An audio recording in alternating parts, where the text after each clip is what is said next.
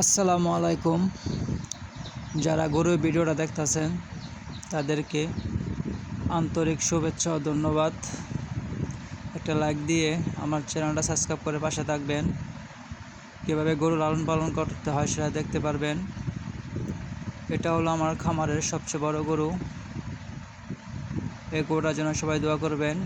তার বিক্রি করা হবে, এর জন্য তাকে শুধু খাবার দেওয়া হয়, বসি আর কাঁচা ঘাস, খের, এগুলো খাবার দেওয়া হয় যেন গরু আমি বিক্রি করতে পারি। সবাই দোয়া করবেন আর যেন গরুরা সুস্থ থাকে। আর যারা আমার ভিডিও দেখতেছেন তাদেরকে আন্তরিক শুভেচ্ছা ও ধন্যবাদ। সবাই ভালো থাকবেন, সুস্থ থাকবেন, দোয়া করি।